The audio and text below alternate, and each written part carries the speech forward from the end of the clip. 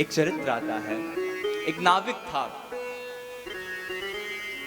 और उसका एक मित्र नाविक, तो दोनों गंगा जी में नाव चलाया करते। अब एक बार दोनों सवारियों को बिठाकर ले जा रहे हैं बीच गंगा जी में। उस समय ऐसा कुछ भंवर आदि पड़ा, ऐसा जल का कुछ प्रलय हुआ कि दोनों नाव डूब गई वहां पे। जब नाव डूबने लग गई तो पहले वाले ने जैसे देखा कि नाव डूब रही, अब इसका कोई समाधान नहीं पार ले जाने की, नाव में जल भरने लग गया है। तो पहला वाला बोला कि जिसको जिसको तैरने आता है वो तैर के प्रयास कर लो, वैसे अब तो कोई तट तक नहीं पहुंच पाएगा, जल की ऐसी स्थिति है, लेकिन फिर भी प्रयास कर लो, मैं तो कूद रहा हूं और बाकी तुम लोग अपना देखना। कूद गया, बाकी लोग कहां तैरना जाने, डूब के मर गए। वो भी जीवित नहीं बचा, आगे जाके वो भी मरी गया। लेकिन दूसरा नाविक जो था उसने अंतिम श्वास तक प्रयास की कि कैसे नाव में जल भरने से रोका जाए, कैसे बचाया जाए, कैसे बचाया जाए। जब वो जा रहा था कूद के, बोला अरे मित्र तू भी मेरे साथ आ जा, ये लोग नहीं बचने वाले, कम से कम हम तो बच जाएं।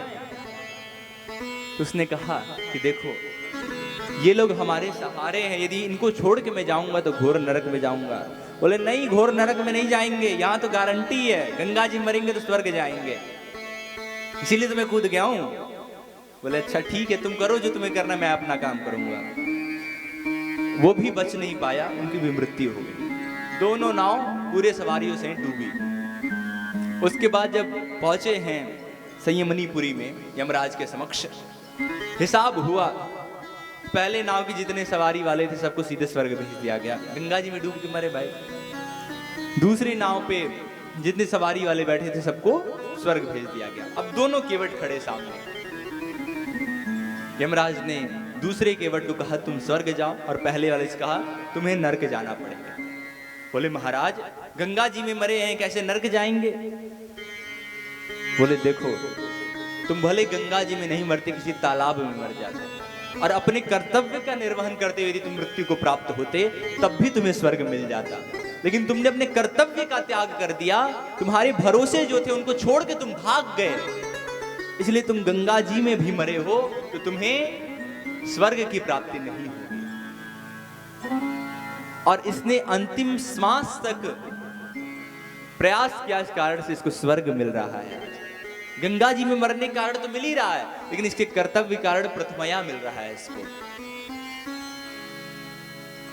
तो सबसे प्रधान बात क्या है,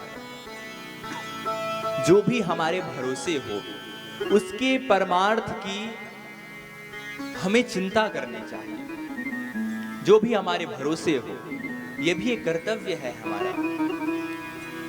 परंतु हाँ, बस यहाँ पे उसकी शुभ की, उसके लाभ की से इसका अर्थ ये नहीं कि उसके खाने पीने रहने की व्यवस्था करें।